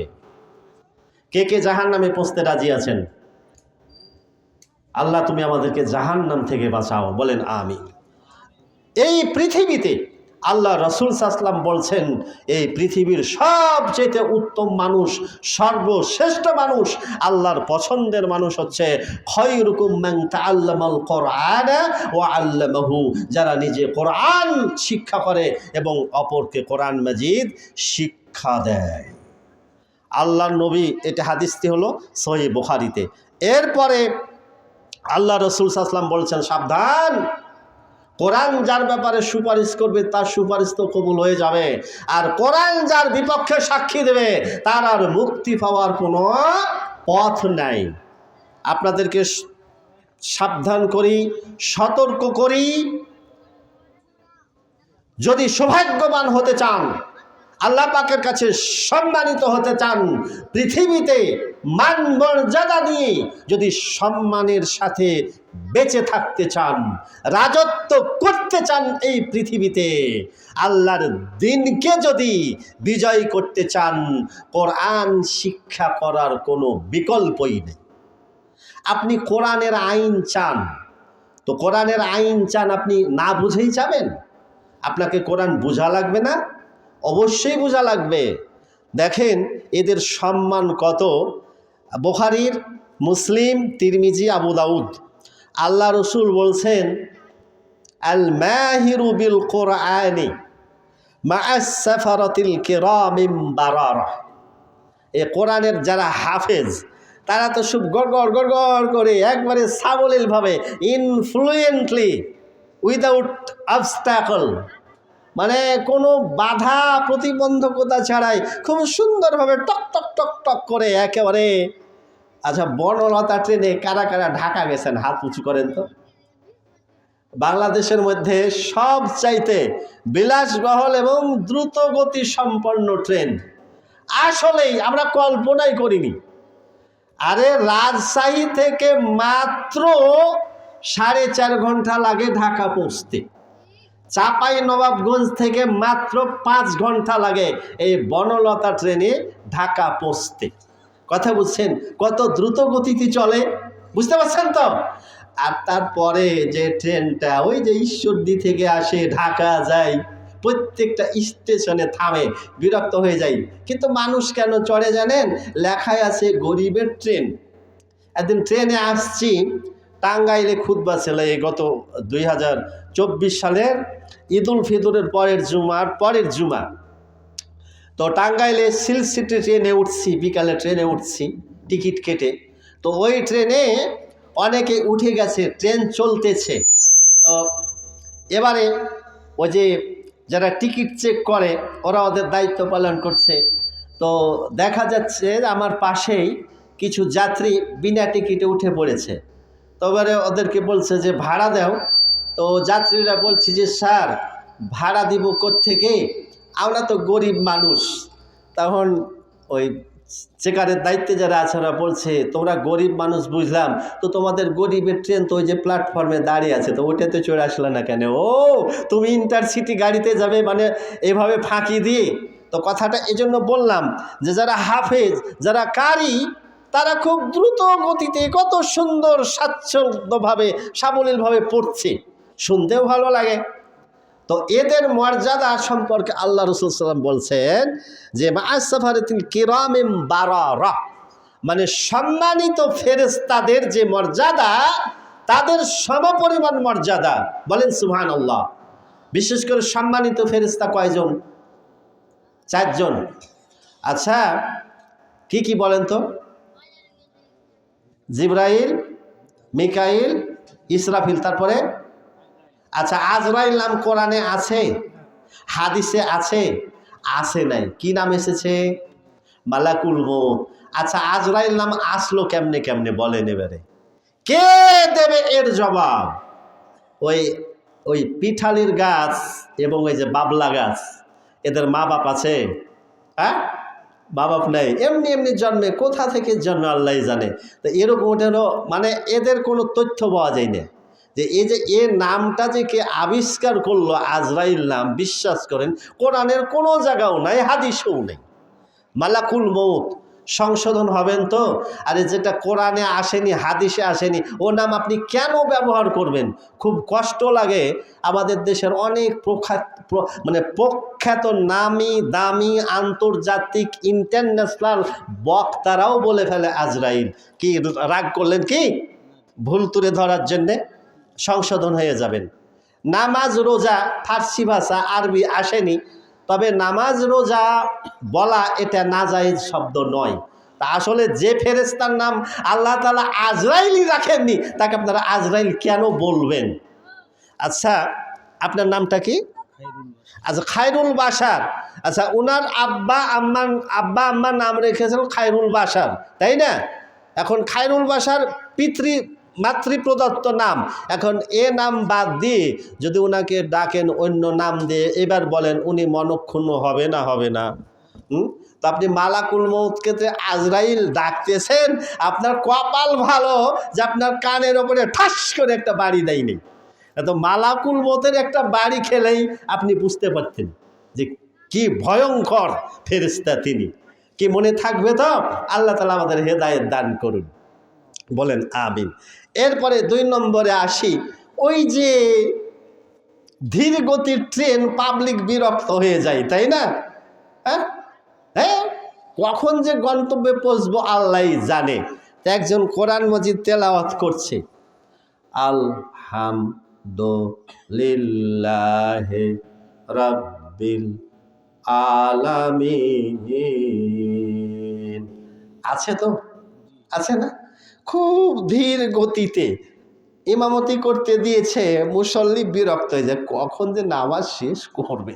আর একজন হাফেজকে দিয়েছেন, তো বলছে আলহামদুলিল্লাহি রাব্বিল আলামিন আর রহমানির রহিম মালিকি ইয়াউমিদ্দিন, পড়ছে না? তো এইভাবে যারা পড়তেছে তার তিলের সাথে হদর পড়তেছে, এর সম্মান হলো মর্যাদা সম্মানিত ফেরেশতাদের মতো, মানে জিবরাইলের যে সম্মান, ইসরাফিলের যে সম্মান, মিকাইলের যে সম্মান, মালাকুল মউতের যে সম্মান, সে সম্মানের অধিকারী হচ্ছে এই হাফেজ, এই কারি। আর যে ব্যক্তি পড়ছে আলহামদুলিল্লাহি রাব্বিল আলামিন, এর সম্মান, এর মর্যাদা কতটুকু? আল্লাহ রসুল বলছেন ওয়াল্লাযী ইয়াকরাউল কুরআনা ইয়াতাআতাউ ফীহি ওয়া আলাইহি শাক্কুল লাহু আজরান। বলছে তেলাওয়াত করার জন্য একটা নেকি পেল, 1 গুণ। আর ওই যে তেলাওয়াত করতে করতে আটকে যাচ্ছে, বাধা খাচ্ছে, কষ্ট পাচ্ছে, মুখ দিয়ে সহজে বের হচ্ছে না, তো ওই যে কষ্ট করার জন্য আর একটা নেকি, ডবল নেকি, বলেন আলহামদুলিল্লাহ। তাহলে কোরআন মাজিদ তেলাওয়াতের কত বড় সম্মান, কত বড় মর্যাদা, কত বড় ফজিলত খেয়াল করতে পারছেন, অনুভব করতে পারছেন? কাজে কোরআন ছাড়া খবরদার আপনারা কেউ কিন্তু ইমানদার সাজার চেষ্টা করিয়েন না। এবারে আসি, কবরে মৌলিক প্রশ্ন কয়টা? 3টা। এর অনুপূরক প্রশ্ন হবে 2টা, মোট 5টা প্রশ্ন। কথা বুঝছেন তো? তাহলে মোট প্রশ্ন কয়টা? 5টা। আপনাকে জিজ্ঞেস করা হলো মান রাব্বুকা, বললেন রাব্বি আল্লাহ। মান নাবিয়ুকা, নবী মুহাম্মদ সাল্লাল্লাহু আলাইহি ওয়াসাল্লাম। মান দীনুকা, দীনুল ইসলাম, তাই না? জবাব দিয়ে দিলেন।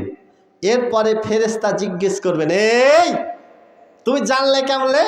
তা বলছে আমি কোরআন মাজিদ তেলাওয়াত করেছি, পড়েছি। ও আচ্ছা আচ্ছা আচ্ছা, শুনো। এরপরে আল্লাহ রাসূল সাল্লাল্লাহু আলাইহি ওয়াসাল্লামের ভিডিও ওপেন করে দেওয়া হবে।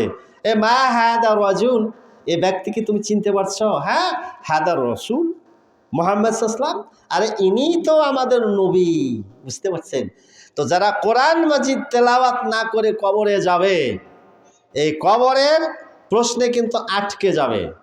আর ওই বেঈমান যখন বলবে লা আদরি, আমি কিছুই জানি না, কিছুই জানি না, তখন আল্লাহ পাকের পক্ষ থেকে ওই ফেরেশতা একবারে লোহার মগুর মেরে তাকে গুঁতো মেরে বলবে যে লা দারাইতা ওয়ালা তালাইতা, তুমি কেন কোরআন বুঝনি, তুমি কেন কোরআন মাজিদ তেলাওয়াত করনি?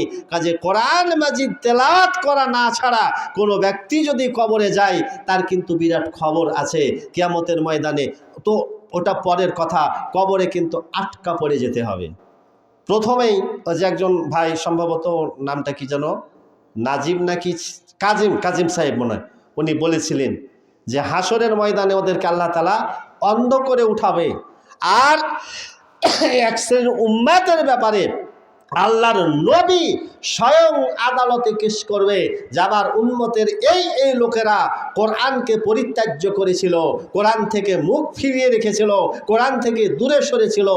আল্লাহর নবী যদি আল্লাহর আদালতে কোনো উম্মতের ব্যাপারে মামলা দায়ের করে, ওই উম্মতের ধ্বংস অনিবার্য, তার জাহান্নামে যাওয়াটা সুনিশ্চিত। অতএব যারা কোরআন মাজিদ পড়তে শিখেনি, কোরআন মাজিদ পড়েনি, কোরআন মাজিদ বুঝেনি, তাদের জন্যেও জাহান্নামের যাওয়াটার অত্যন্ত আশঙ্কা থেকে যায়, ঝুঁকি থেকে যায়। অতএব ঝুঁকিমুক্ত জাহান্নাম থেকে বাঁচার পরিত্রাণের একটি মাত্র রাস্তা, দেয়ার ইজ অনলি ওয়ে, সেটা হচ্ছে to acquire, to read and to study the holy কোরআন।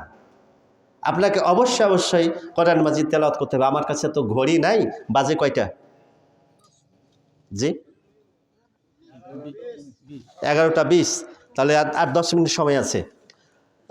প্যারে হাজেরিন, এবারে আমি আপনাদেরকে চলুন হাসরের ময়দানের কয়েকটা ঘটনা তুলে ধরি।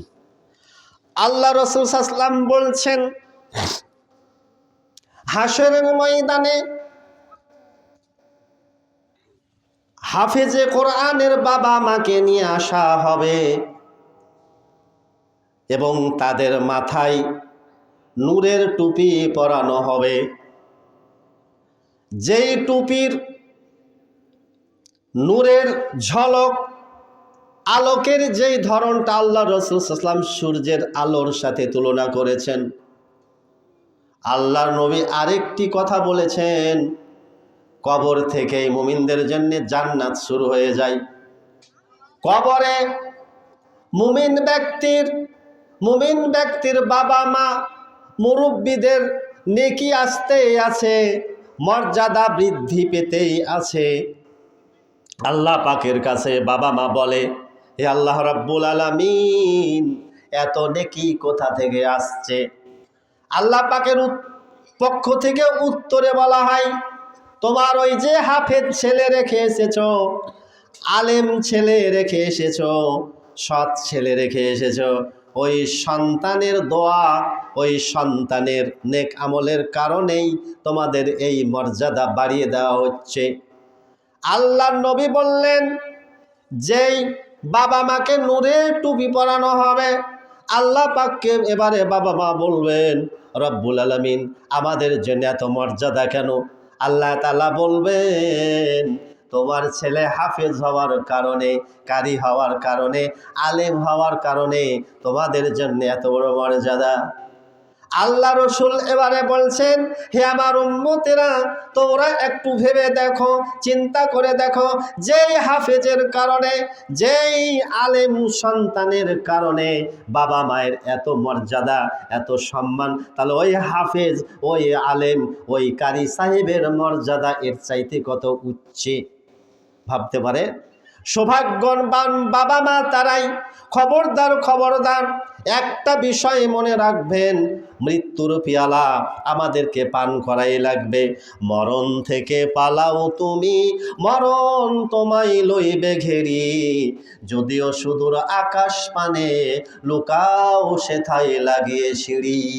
এ মহারোগের চিকিৎসক নাই সে ঔষধ জগতে, খুঁজিয়া কাতর হইলে কি হবে, পারিবে না তারে ফিরাতে। আল্লাহ তাআলা সূরা আলে ইমরান 185 নম্বর আয়াতে বলছেন, কুল্লু নাফসিন যায়িকাতুল মাউত, জীব মাত্রই, প্রাণী মাত্রই তোমাদেরকে মৃত্যুর স্বাদ গ্রহণ করতেই হবে, মরণ তোমাকে পাকড়াও করবে। وَإِنَّمَا تُوَفَّوْنَ أُجُورَكُمْ يَوْمَ الْقِيَامَةِ, অতঃপর কিয়ামতের দিন তোমাদের আমলের, তোমাদের কর্মের পরিপূর্ণ উজরাত, পরিপূর্ণ বদলা, হিসাব নিকাশ চুকিয়ে দেওয়া হবে। ফামান যুহজিয়া আনিন নার, অতঃপর যেই ব্যক্তিকে জাহান্নাম থেকে দূরে রাখা হবে, জাহান্নাম থেকে পরিত্রাণ দেওয়া হবে, মুক্তি দেওয়া হবে, নাজাত দেওয়া হবে, উদখিলাল জান্নাতা, যাকে জান্নাতে প্রবেশ করিয়ে দেওয়া হবে, ফাকাদ ফাজ, ওই ব্যক্তি হচ্ছে সবচাইতে বড় সফল কাম। তাহলে মানুষের সার্বিক সফলতা জাহান্নাম থেকে মুক্তির মাধ্যমে, জান্নাত অর্জনের মাধ্যমে। কাজে যে সমস্ত বাবা মায়েরা গর্ব করে বলে আমার সন্তানকে ডাক্তার বানিয়েছি, ইঞ্জিনিয়ার বানিয়েছি, প্রফেসর বানিয়েছি, পুলিশ ইন্সপেক্টর বানিয়েছি, ডিসি বানিয়েছি, এমপি বানিয়েছি, এসপি বানিয়েছি, পৌরসভার চেয়ারম্যান বানিয়েছি, আর চায়ের স্টলে, হাটে ঘাটে, বাজারে দেদারসে গল্প মারছেন, ফাল পারছেন। আরে জানো, আমার কোনো কাজকর্ম করা লাগে না। 4টা ছেলে, একটা ছেলে ডাক্তার, একটা ছেলে ইঞ্জিনিয়ার, একটা ছেলে প্রফেসর, আর একটা ছেলে হাই স্কুলের হেডমাস্টার। আরে 4টা ছেলে, প্রত্যেকে আমাকে মাসে না হলেও কমপক্ষে 10,000 করে পাঠাই। 4 ছেলের কাছ থেকে আমি 40,000 টাকা পাই। আমার পকেটে সব সময় টাকা থাকে, আমার কোনো চিন্তা নাই। যখন যেটা মন লাগে, যখন যেটা আমার মন চাই, আমি তখন সেটাই খাই, যেদিকে মন চাই সেদিকে ঘুরি। হ্যাঁ, আমার মতো সুখী কে আছে? এই গল্প মারে না মারে অধিকাংশ মানুষের এই দুনিয়ার আলাপ, কিন্তু বুকে হাত দিয়ে এটা বলে না যে আমার 4টা সন্তানকে, একজনকে আমি হাফেজ বানিয়েছি, একজনকে আমি কওমি মাদ্রাসায় দাওরায়ে হাদিস কমপ্লিট করাইছি, একজন ব্যক্তিকে কামেল করাইছি, আর একজন ব্যক্তিকে আমি মদিনা ইউনিভার্সিটিতে পড়ার সৌভাগ্য অর্জন করেছি। এ কথা কিন্তু কেউ বলে না। আপনার ওই ডাক্তার, আপনার ওই ইঞ্জিনিয়ার, আপনার ওই প্রফেসর সন্তান কিয়ামতের পর, মৃত্যুর পরে আপনার কোনোই কাজে আসবে না। কাজে আসতো যদি 4টা সন্তানের মধ্যে একটা সন্তানকে যদি আপনি আলেম হাফেজ কারি বানায় যেতে পারতেন, ওই সন্তান আপনার জন্য দোয়া করত, ওই দোয়ার বদলে কবর থেকে আপনি জান্নাতের বাসিন্দা হয়ে যেতেন। এই হলো হাফেজদের মর্যাদা। এজন্য বলি আপনাদেরকে, আপনাদের স্থানীয় যারা আছেন, এই মাদ্রাসায় আপনাদের ছেলেগুলো ভর্তি করুন, মাদ্রাসার মান উন্নয়নে সহযোগিতা করুন, মাদ্রাসাকে ভালোবাসুন, মাদ্রাসার জন্য দিন রাত পরিশ্রম করুন। শুনুন ভাই, মৃত্যুর পরে আপনার কোনো কিছুই কাজে আসবে না। 3টা আমলের কথা এসেছে, 4টা আমলের কথা এসেছে, আর সর্বোপরি এগুলোর সারাংশ এসেছে। 7টা আমলের মাধ্যমে যে কোনো ব্যক্তি যদি 7টা নেক আমলের যে কোনো একটা আঞ্জাম দিয়ে দিতে পারে, একটা কাজ করে যেতে পারে, মৃত্যুর পরেই কবর থেকে তার জান্নাতি জিন্দেগি শুরু। এ হাদিসটা বলেই আমি আমার বক্তব্য শেষ করব ইনশাআল্লাহ। আল্লাহ রসুল বলছেন, শুধু তর্জমা বলছি, মানুষের মৃত্যুর পরে 7টি নেক আমলের প্রতিফল, তার পুরস্কার ওই ব্যক্তি তার মৃত্যুর পরে কবরে বসে বসেই পেতে থাকে। তার 1 নম্বরে আল্লাহ রাসূল বলছেন, যে ব্যক্তি নিজে এলেম শিক্ষা করে, কোরআন শিক্ষা করে, অপরকে শিক্ষা দেয়, এলেম চর্চা করে, নিজে এলেমের চর্চা করায়, অপরকে এই দিনের দাওয়াত পৌঁছে দেয়, মানুষকে হকের দাওয়াত দেয়, হালাল হারামের বিষয়ে মানুষকে সজাগ করে। এই যে এলেমের প্রচার, তারে দাওয়াতে, তারে মেহনতে মানুষ যখন আমল করে, সেই আমলের নেকির যে সওয়াবের বিরাট অংশ সে মৃত্যুর পরেই পেতে থাকে। 2, আল্লাহ রাসূল সাল্লাল্লাহু আলাইহি ওয়াসাল্লাম বলছেন, যে ব্যক্তি তার সৎ সন্তান, নেক সন্তান, দিনদার সন্তান, পরহেজগার সন্তান, আলেম সন্তান, হাফেজ সন্তান, কারি সন্তান, মুফাসসির সন্তান, মুহাদ্দিস সন্তান, মুফতি সন্তান লেখে গেল, সে ব্যক্তি যখন দোয়া করে তার জন্যে, এই দোয়ার যেই পুরস্কার, এই যে প্রতিদানটা বাবা মা কবরে বসে বসেই পেতে থাকে। 3, একটা মসজিদ বানিয়ে গেল অথবা মাদ্রাসা বানিয়ে গেল নিজে, অথবা সহযোগিতা করলো। ওই যে বাবরি মসজিদ পশ্চিমবঙ্গে গত 6ই ডিসেম্বর উদ্বোধন হয়েছে, দেখেন নাই? বাজেট কত কোটি টাকা? 300 কোটি টাকা। ওখানকার যে ব্যক্তি উদ্যোক্তা, সম্ভবত হুমায়ুন, তাই না, উনি নিজেই কত 80 কোটি টাকা দিয়ে উদ্বোধন করেছেন। 80 কোটি টাকা বাংলাদেশি টাকায় হলো 120 কোটি টাকা। একাই দিয়েছেন 300 কোটি টাকা বাজেট। গত 2 দিন আগের রিপোর্ট 500 কোটি টাকা অলরেডি উঠে গেছে। 200 কোটি টাকা আল্লাহ তাআলা উদ্বৃত্ত করে দিয়েছেন। বলেন আলহামদুলিল্লাহ। আপনাদের গ্রামেও যেন এরকম ডোনেটার, ওরকম দাতা আল্লাহ পয়দা করে দেয়। মাদ্রাসা যেন একটা উঁচু মানের মাদ্রাসায় আন্তর্জাতিক মানের যে একটা হেফজখানা এবং পাশাপাশি আরও জেনারেল শিক্ষার যাতে ব্যবস্থা করতে পারেন, বলেন আমিন। এরপরে আপনি জনকল্যাণমূলক কাজ, রাস্তাঘাট, একটি টিউবওয়েল বসিয়ে দিলেন, এটা। এরপরে আল্লাহ নবী বললেন একটা কোরআন মাজিদের কপি কিনে দেওয়া, একটা হাদিসের কপি কিনে দেওয়া, সহিহ বুখারীর একটা সেট কিনে দেওয়া। এটা মানুষ পড়বে, পড়াবে, বুঝবে, বুঝাবে, আমল করবে। এর নেকি পুরোটাই কবরে বসে বসে পেতেই থাকবে। সর্বশেষে আল্লাহ নবী বললেন তোমার ওই দানটা আও সাদাকাতান আখরাজা মিন মালিহি ফি সিয়াতি ওয়া হায়াতিহি ইয়ালহাকু মিন বাদি মাউতিহি। দান করতে হবে। আল্লাহ নবী বলছেন যে তার সুস্থ অবস্থায় এবং তার জীবিত থাকা অবস্থায় ওই দান করে গেলেন, এ দানের ফল আপনি কিয়ামত পর্যন্ত কবরে বসে বসে পেতেই থাকবেন। আল্লাহ তাআলা আমাদেরকে যেন এর প্রতি আমল করার তৌফিক দান করেন। আসুন, আমি দুরাগত মেহমান, খুব কষ্ট করে আমি এসেছি, অনেক ক্লান্তি। এই ক্লান্তি নিয়ে আপনাদের মাঝে ছিটে ফোটা আমার এই বিদ্যা নিয়ে আপনাদের মাঝে যেই প্রায় 1 ঘন্টার কাছাকাছি আলোচনা রাখলাম, আমি সম্ভবত আপনাদের মন ভরাইতে পারি নাই। তো আমি আমার সাধ্যমতো চেষ্টা করেছি। যে কথাগুলো শুনলেন আমল যদি করেন তো ইনশাল্লাহ আপনাদের দুনিয়া এবং আখেরাত সফল কাম হবেই হবে ইনশাল্লাহ। আল্লাহ তুমি আমাদের দুনিয়ার জীবনে সার্বিক কল্যাণ নিশ্চিত করো এবং আখেরাতের জীবনে তুমি আমাদেরকে জান্নাত দাখিল করো, জান্নাত হাসিল করো, তৌফিক দান করো, বলেন আমিন। সম্মানিত হাজেরিন, আমি যেন আপনাদের কাছে অপমানিত, লজ্জিত না হয়ে ফিরে না যাই, এই জন্য চলুন শেষ পর্যায়ে এ মাদ্রাসার অবকাঠামোগত উন্নয়নের জন্যে, এর উত্তর শ্রীবৃদ্ধি সাধনের জন্যে আমার ভাইয়েরা একটু অর্থনৈতিকভাবে সহযোগিতা করবেন ইনশাল্লাহ।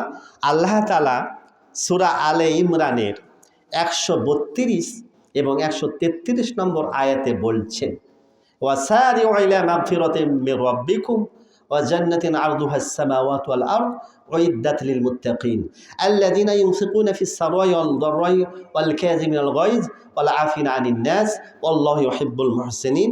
এর অনুপূরক আয়াত রয়েছে সূরা বাকারা 294 নম্বর আয়াত, আল্লাযীনা ইউনফিকুনা আমওয়ালাহুম ফিল লাইলি ওয়ান নাহারি সিরা ওয়া আলানিয়াতান ফালাহুম আজরুহুম ইনদা রাব্বিহিম ওয়ালা খাউফুন আলাইহিম ওয়ালা হুম ইয়াহজানুন।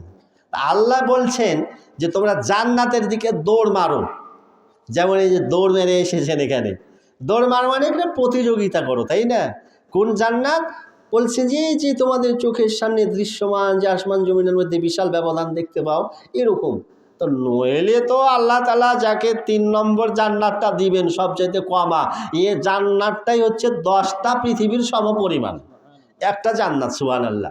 তো যে ব্যক্তি জান্নাতুল ফেরদাউস পাবে তো তার ভাগ্য কত উঁচু মানের, বুঝছেন? মহাসৌভাগ্যবান। তো কারা এই জান্নাতের অধিকারী? আল্লাহ বলছেন যারা কষ্টের অবস্থায়, অভাবগ্রস্ত অবস্থায় দান করে, আর যখন পকেট ভর্তি টাকা আছে তখনও দান করে। এটা সূরা আলে ইমরানে। আর সূরা বাকারাতে বলছে ওরা দিনে দান করে, রাত্রে দান করে, গোপনে দান করে, প্রকাশ্যে দান করে। হ্যাঁ, বলছে তাদের জন্য কিয়ামত দিবসে জাহান্নামে যাওয়ার কোনো ভয় থাকবে না। আল্লাহ আল্লাহ আল্লাহ। আর এদের জন্য রয়েছে জান্নাত। আল্লাহ নবী বলছেন কি জানেন? জান্নাত হচ্ছে দানশীলদের গৃহ, দানশীলদের বাড়ি। তা আছেন এমন কোনো ব্যক্তি? আমি এখানে মাত্র 10 জন ব্যক্তি চাচ্ছি। এই জন্যে 10 জন ব্যক্তি আল্লাহ তাআলার প্রিয় সাহাবী, 10 জন ব্যক্তিকে আল্লাহ তাআলা জান্নাতের সার্টিফিকেট দুনিয়াতে দান করেছেন, মনে আছে আপনাদের? 10 জন ব্যক্তিকে আমি চাচ্ছি, বেশি না। আমি আপনাদের প্রতি জুলুম করব না, একটু কাগজ কলমে ইনশাল্লাহ আপনারা সহযোগিতা করবেন, সময় যেহেতু আছে আগামীকালকে পর্যন্ত। 10 জন ব্যক্তি মাত্র 1000 করে নামটা লেখান। 1 নম্বরে কে দিবেন? হালকা করে দিলাম। 1 নম্বর, আমি একটা লোক চাচ্ছি 1000 টাকা। আছেন কেউ? তাড়াতাড়ি করেন, আপনারা যত তাড়াতাড়ি সহযোগিতা করবেন আমি আপনাদের তত তাড়াতাড়ি বিদায় দেওয়ার চেষ্টা করব। একজন ব্যক্তি, আরে দাঁড়ান, একটু আগে কি শুনলেন? 1 টাকা দান করলে কত পাবেন আপনি? কমপক্ষে 700 টাকা পাবেন। আল্লাহু আকবার, আল্লাহু আকবার। এটা আল্লাহ আপনাকে দিতে চাচ্ছেন, ওয়াদা করছেন। অতএব আসেন, একজন ব্যক্তি নাম লেখান, যে বলেন যে আমি 1000 দিব। সাহস করেন না কেন? সাহস করেন, হিম্মত করেন। দিয়ে ধন, বুঝে মন, কেড়ে নিতে কতক্ষণ? আলহামদুলিল্লাহ, নামটা লেখেন। 2 নম্বরে কে আছেন? চট চট করে মাত্র 5-7 মিনিটের মধ্যে এই কোটাটা পূর্ণ করে দেন। 2 নম্বর আসেন, তাড়াতাড়ি আসেন, তাড়াতাড়ি আসেন। জি, মানারুল ইসলাম না? আচ্ছা, একটু স্টেজে এসে নাম লেখাবেন। হ্যাঁ, স্টেজে চলে আসবেন ইনশাল্লাহ, আর আমার কাছ থেকে দোয়া নিয়ে যাবেন। হ্যাঁ, আচ্ছা, 2 নম্বর না, মানারুল না? আচ্ছা, 3 নম্বরে কি আছেন? 3 নম্বর, তাড়াতাড়ি করেন, তাড়াতাড়ি করেন। ও যে আমার শ্রদ্ধেয় মুরব্বী, 3 নম্বর না? কি নাম? আচ্ছা, লিখেন লিখেন, আমি তো সকল নাম জানি না। 4 নম্বর, 4 নম্বর, 4 নম্বর। আচ্ছা, দিয়ে ধন, বুঝি মন, কেড়ে নিতে কতক্ষণ? আচ্ছা আচ্ছা, ইনশাল্লাহ। আচ্ছা আচ্ছা, তাহলে 500 টাকা নগদ দিলেন না? তো আচ্ছা, আপনি কষ্ট হলো, যাক, আমার ইজ্জতটা রাখেন, আর 500 টাকা আপনি দিয়ে দিয়েন। হ্যাঁ, ইনশাল্লাহ দোয়া করবো আপনার জন্য। ওই মানে, আচ্ছা আচ্ছা আচ্ছা আচ্ছা, ঠিক আছে। আচ্ছা আচ্ছা আচ্ছা, মানে টাকার পরিবর্তে ধান দিলেন, যাক, আলহামদুলিল্লাহ আলহামদুলিল্লাহ। যাক, 5 নম্বরে কে আছেন? আচ্ছা, ইনশাল্লাহ ইনশাল্লাহ, সকলের জন্য দোয়া করবো। আচ্ছা আচ্ছা, 6 নম্বরে কে? নগদ। আচ্ছা, তাড়াতাড়ি তাড়াতাড়ি করেন। কয়টা কলম হয়েছে? 3টে হয়েছে। 4 নম্বরে কে আছেন? তাড়াতাড়ি জলদি করেন। নদীর একুল ভাঙে অকুল গড়ে, এই তো নদীর খেলা। সকাল বেলায় আমির রে ভাই, ফকির সন্ধ্যা বেলা। তাড়াতাড়ি করেন। জাকাত পড়া 1000, উনি আগে লেখাইছেন নাকি? ও এখন দিলেন। তা কয় নম্বরে আসলো? না, 4 তো আপনার হয়ে আছে নাকি? এর আগে যে বললেন, ও 3, 4টা হলো না? আচ্ছা, এই যে ভাই যে 500 টাকা 1 মণ ধান, ওটা তো কোটার মধ্যে? ওইটা দিয়াই। আচ্ছা, তাহলে 4 আর মাত্র 6টা সংখ্যা, প্লিজ।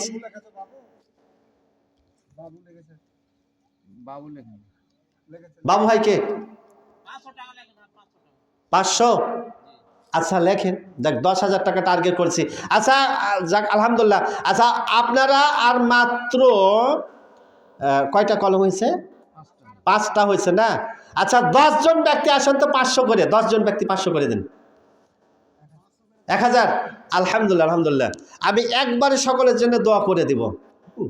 তো আল্লাহ রাসূল সাল্লাল্লাহু আলাইহি ওয়াসাল্লাম তিনি, এই যে আমরা যদি সুস্থ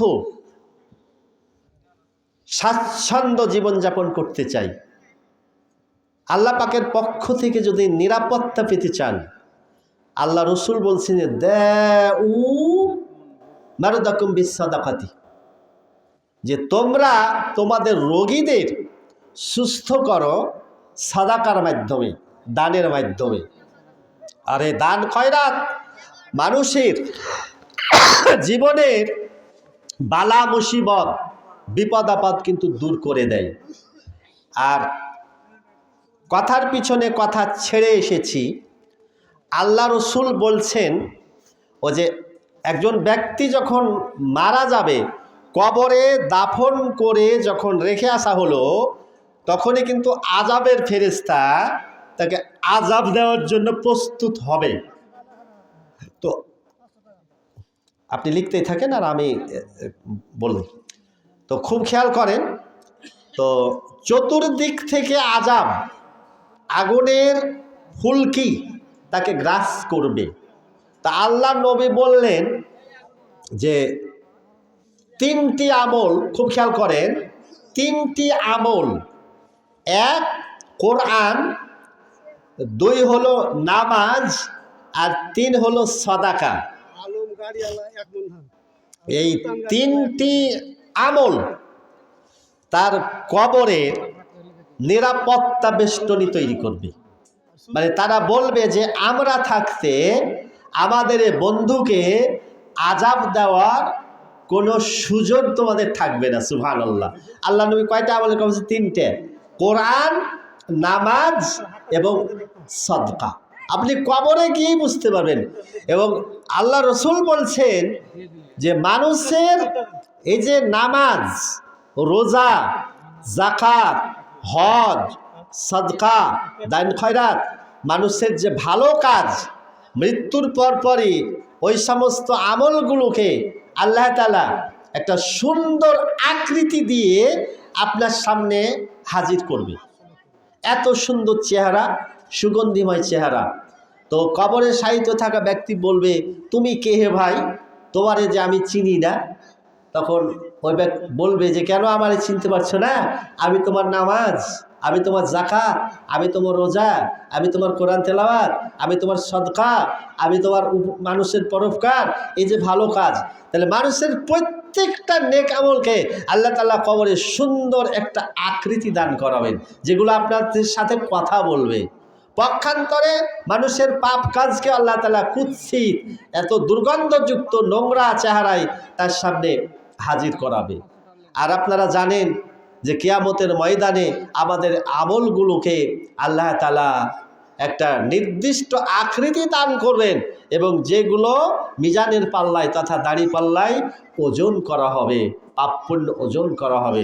তা আসলে আমাদের পরকালের সম্পদ, আখেরাতের সম্পদ আমার কিন্তু নেক আমল। আপনি দুনিয়াতে ছেড়ে যাবেন, ওগুলো অপরের হয়ে যাবে। আপনার আসল সম্পদ আপনি যেটা নিজ হাতে দান করে গেলেন, যেটা আপনি খেলেন, যেটা পান করলেন, যে পোশাকটা আপনি পরিধান করলেন, যেটা আপনি দান করলেন, এগুলো হলো আপনার। বাকি যেটা ছেড়ে যাবেন ওগুলো অপরের সম্পদ। অতএব যেটা আমার কোনো কাজে আসবে না, অতএব ওই ব্যাপারে আমার টেনশন করার প্রয়োজন নেই। আমার যতটুকু সামর্থ্য আছে, যতক্ষণ শ্বাস আছে, আমি আল্লাহর পথে দান করতেই থাকব। দান করলে কখনো কমে যায় না, দান করলে বরকত বাড়ে, দান করলে আল্লাহ পাকের পক্ষ থেকে ওই পরিবারের শান্তি, রহমত, কল্যাণ নাজিল হয়, ওই পরিবারের সুখ শান্তি বিরাজ করে এবং তার পরিবারের শান্তি বিরাজ করে। আল্লাহ তাআলা আমাদেরকে কবুল করুন, বলেন আমিন। আচ্ছা, আমরা শেষ বৈঠকটা একটা দোয়া আছে, এই দোয়াটা পাঠ করি, তারপরে আমি ইনশাল্লাহ সকলের জন্য যেটা দোয়া, আমি দোয়া করতেছি। একটু আপনাদের এই লেখার কাজটা কমপ্লিট হলে আমি ইনশাল্লাহ আসতেছি আর কি। তো আমার ভুল ত্রুটি অবশ্যই ক্ষমা সুন্দর দৃষ্টিতে দেখবেন। আর আপনাদের কাছ থেকে আমি আন্তরিকভাবে এভাবে দোয়া চাচ্ছি যে আল্লাহ তাআলা যেন আমার এলেমে এবং আমলিয়াতে বরকত দান করেন। আল্লাহ তাআলা আপনাদের এই ঘুঘুডাঙ্গা ডাকাতপাড়ার প্রতিটা গৃহে যেন রহমত দ্বারা পরিপূর্ণ করে দেন, বলেন আমিন। আপনাদের বাড়ির থেকে আল্লাহ তাআলা যেন সমস্ত অশান্তি, অকল্যাণ দূর করে দেন। আপনাদের রুজি রোজগারে আল্লাহ তাআলা যেন বরকত বাড়িয়ে দেন। প্রত্যেকটা বাড়িতে যেন আল্লাহ পাকের নূরের আলোয় আলোকিত হয়। আপনাদের এই প্রতিটা পরিবার থেকে আল্লাহ তাআলা যেন আসমানি বিপদ আপদ, বালা মুসিবত যেন দূর করে দেন। আপনার পরিবারের প্রত্যেকটা সদস্য যেন 5 ওয়াক্ত ফরজ নামাজের হেফাজত করে। আল্লাহ তুমি তৌফিক দান করো। আমাদের পারস্পরিক হিংসা বিদ্বেষ তুমি দূর করে দাও, শত্রুতা দূর করে দাও। পারস্পরিক মায়া মহব্বত সম্প্রীতির বন্ধনে আমাদেরকে আবদ্ধ হওয়ার তৌফিক দান করো।